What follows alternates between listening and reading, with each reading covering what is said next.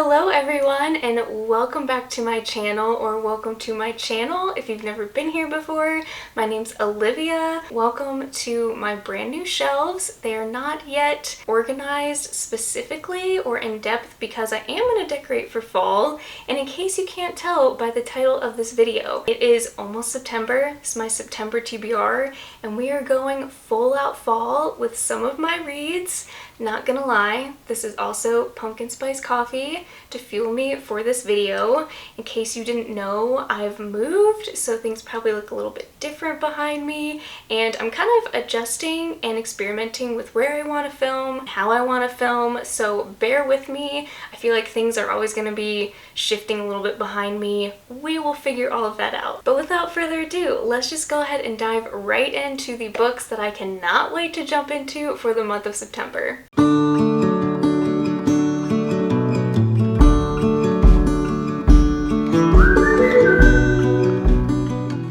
Most of you may know I am co-hosting a little thing called the Upside Down Readathon, and if you don't know about it, I will leave my announcement video in the description below, because yes, I am hosting a Stranger Things themed readathon. My friend Kendall thought of the idea of this readathon, and it is just going to be such a blast. It starts September 5th, which is honestly why I'm getting this TBR video out a little bit sooner, because in case you guys need suggestions or help with some of the prompts, I am going to be sharing my TBR now. Let me tell you, it was so hard to narrow down a TBR, and I also do need your help on a prompt because I can't decide which book I want to read for one of them. The first prompt is to read a book with lights on the cover, and you can interpret this in any way you want, but for me, you guys know I love choosing thrillers and graphic novels for my readathons. It really just helps to break up looking at words constantly on a page. So for this one, I chose Sourceline, which is this adorable middle grade fantasy novel that I actually don't know much about other than it is going to be a series. This little girl is obsessed with animals, and she goes to this prestigious school, I think to study zoology, and she's trying to compete with some of her other classmates to be one of the teacher's apprentices, I believe, but then one of her students and friends, I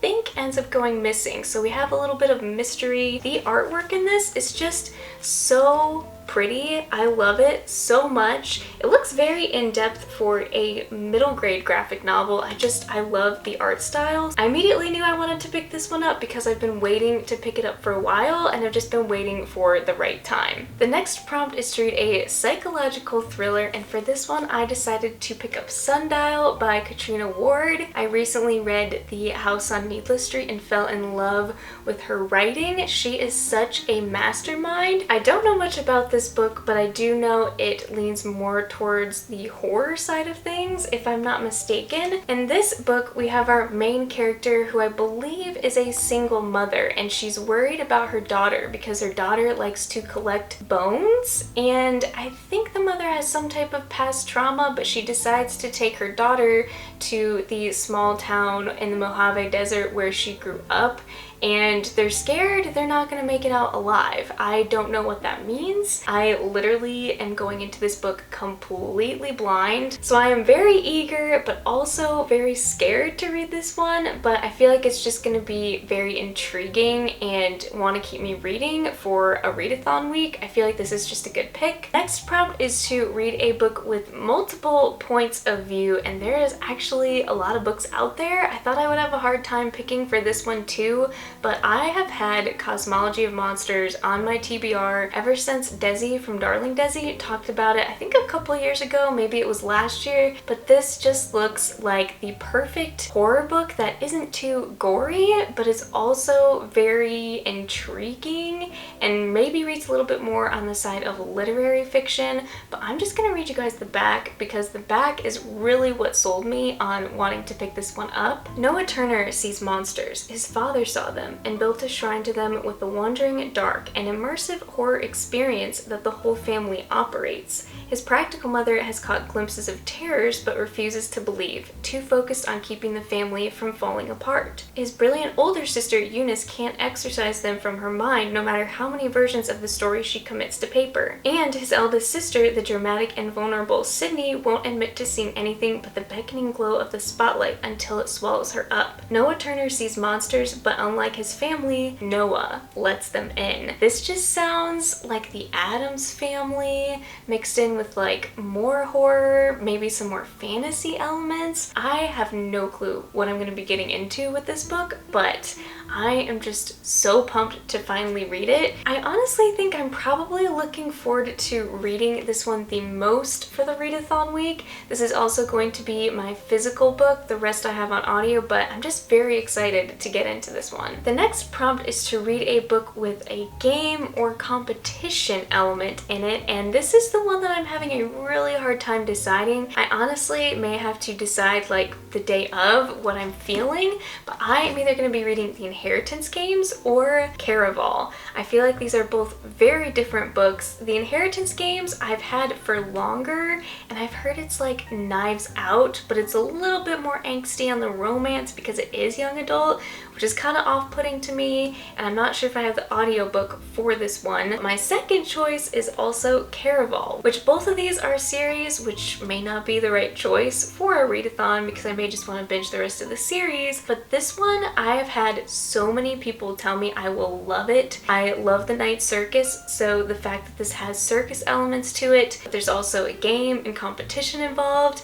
I am just very intrigued by this one. I am leaning a little bit more towards this one, but if you guys can change my mind, I'm definitely up for reading this one as well. The last prompt that I'm also extremely excited about is to read a buddy read that one of your hosts picked, because that is based on your favorite character in the show of Stranger Things, and I chose When the Sky Fell in Splendor by Emily Henry. I feel like Emily Henry is known for her adult romance books, but the first book I ever read by her was A Million Junes, which is like a young adult romance, magical realism. There's a lot tied into that book, but I fell in love with her writing because of that book, and this is another one of her backlist young adult books, but it has more sci-fi elements to it because in the inside it says the Serpent King meets Stranger Things in this lush page-turning novel by Emily Henry. So I'm going to read a little bit of the blurb to you because it definitely gives me 11 vibes,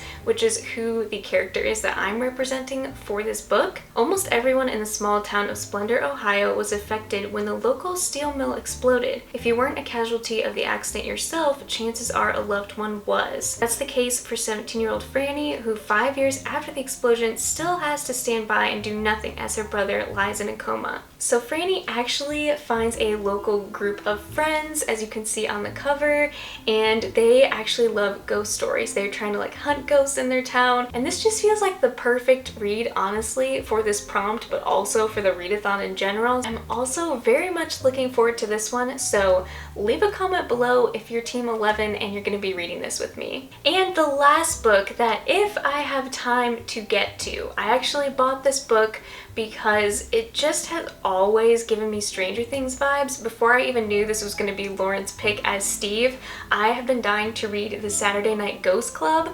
I love this cover. It is set in the 80s. It's about an irresistible coming-of-age story about a group of misfit kids who spent an unforgettable summer investigating local ghost stories and urban legends. 80s group of kids. I've heard this one does tend to lean more towards the literary kind of drama side, maybe a little bit of teenage angst in there. It's barely 200 pages, so if I have time, I think I'm also going to throw this in the mix. So this is going to be my stack for the Stranger Things readathon that I am so excited to get to, but it's also a lot to read in 1 week. So we will see how it goes. I am also actually going to be daily vlogging, which I have only daily vlogged I think one other time in my life, and it was during the reading rush, and that has been since 2020, so do not hold me to it. I may end up combining days, but just so you guys know, you have that to look forward to,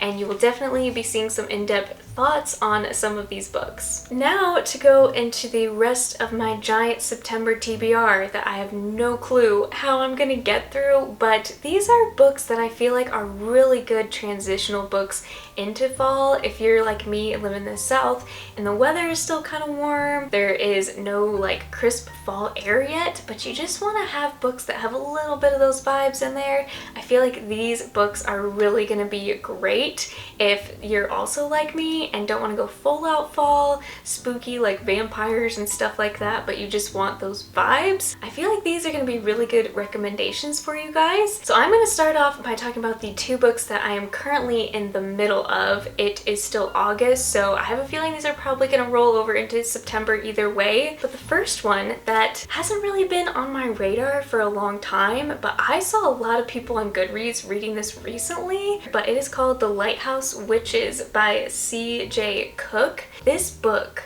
is absolutely phenomenal. If you like Simone St. James, if you like Jennifer McMahon, if you like dual timelines, if you like sister dynamic, if you like paranormal with a little bit of horror, but it definitely reads thriller, you can't put it down. I mean, this is blurbed by Samantha Downing, Simone St. James, Alice Feeney. If any of those words are trigger words for you where you're like, yes, I need that, you will love this book, because even though I've been super busy, it's taken me forever to get through, I can't stop thinking about it. This is technically a gothic thriller that takes place on an island in Scotland, which is just, oh my goodness, the atmosphere already is phenomenal. But in this book, we have a single mother who is a painter, and she goes to this island and escapes. You're not sure what she's escaping from with her 3 daughters. So you get all the points of view from the daughters, but what's really interesting is we fast forward to the present day. One of the sisters is named Luna, and someone calls her because one of her sisters that has been missing for years shows up. But when she goes to see her sister is still the same age she was when she disappeared. So she is still a little girl, and it's just totally bizarre. We also jump back in history where we learn more about this guy who owns this house, who actually commissioned the mom to do this painting, and he has this diary, and you kind of learn more about witchcraft and kind of the history of this island. Right now it's a 5-star. It could end up being 4 depending on the ending. This is just the perfect transitional fall book, and it's not super witchy, at least not yet. So if you're like, witches turn you off, I feel like you would still really enjoy this one. And the next book that I have been reading since Summerween, I haven't actually picked it up since Summerween, is The Paulbearer's Club by Paul Tremblay. I didn't put this book down because I wasn't enjoying it, but it does read very slow. It's supposedly a psychological thriller with a friendship, blood-chilling twist, crackling wit, and a thrumming pulse in its veins. This is the first Paul Tremblay book I've ever read. This is one of the most quirky cast of characters I have ever read about, and it's so good. Like, it's so intriguing, but also nothing is happening at the same time, and I'm just like sitting there waiting because this guy is convinced that the girl is actually a vampire. But they start working together and they meet because they create this group in high school called the Paulbearer's Club, that people that have passed away who don't have loved ones, they don't have a pallbearer, so essentially these people volunteer to kind of bury people. So it is very intriguing. It's very kind of dark humor a little bit as well. I don't know how to feel about it quite yet, so I think I just need to get into it a little bit more, but I definitely would recommend getting the physical copy because you have annotations in the margins, there is letters. It's like a book within a book, if that makes any sense. There is a lot happening in this book where the audio is good, but there's also some good physical, interesting, unique elements of this book that I think would make it worth picking up physically. The next books that I want to talk about kind of go hand in hand because they are both cozy mysteries. That is right, I said cozy because I've never read a cozy mystery before. Thanks to Lauren and Caitlin, who I'm going to tag below, they are both the cozy mystery queens. They have gotten me very interested in trying this genre. I feel like in the fall especially, it's going to be a really good time to try out and feel out this genre. So I picked up 2, and both of them have witchy vibes, which is going to be great for fall. The first one is called called In the Company of Witches, and the next one is called Bait and Witch. I'm gonna read the back of both of these to you because they seem similar, and I can't remember which is which. When a guest dies in the bed and breakfast she helps her aunts run, a young witch must rely on some good old-fashioned investigating to clear her aunt's name in this magical and charming new cozy mystery. And in this one it says, librarian Josie Way moved to small-town Oregon to lay low. Instead, thanks to newfound magic abilities and a killer on the loose, she's leapt out of the frying pan and into a cauldron of trouble. So these are very similar. This one is more librarian. This is more like small town, cozy, bed and breakfast, maybe some family dynamic. I'm not really sure where I want to start. If you want to comment and let me know which one you guys want to see me vlog. I also love the fact that there's cats on both of these books. Honestly, that was a selling point for me because you guys know with the amount of content that I include with Baron, I am a crazy cat lady. I'm just very excited and looking forward to jumping into a whole new genre, and if you guys have any favorite cozy mysteries that you love, definitely drop them in the comments below. The next book that I want to talk about is a brand new release that I believe is now out. It is called Small Town Big Magic by Hazel Beck. First of all, I love the name Hazel. Second, can we appreciate this cover? But the selling point for me about this book is it seems like magical realism. There is very good friend dynamic and it's witchy. So in this book we have our main character named Emerson who owns a bookstore. She has best friends who are like her found family, but one night she actually gets attacked by creatures who aren't supposed to exist, and Emerson actually took a test a while ago to see if she actually had magical abilities, and apparently she didn't. But she was able to ward off, I guess, these creatures and save herself. So she finds out her best friends are witches, she finds out she's a witch, and I'm not really sure what other politics are involved or what kind of mystery or where else the plot is going to go from there. But just the fact that it's more fantastical and witchy, I mean, I'm already sold. The next book I want to talk about, I feel like is the perfect dark academia thriller. I really enjoyed reading The Maidens last fall, and I really think For Your Own Good by Samantha Downing is going to be a really fun ride. In this book, the only thing I know is we have a teacher, I think that's at a college or a private school, that wants to teach all his students a lesson, and I have no idea what that means. I'm going into this book completely blind. The only other book that I've read by Samantha Downing was My Lovely Wife, and I did enjoy the ride, but the ending definitely did not do it for me. It was very lackluster. I just didn't enjoy it. I loved the build-up, but the plot twist was just okay. I hope this one kind of redeems this author for me because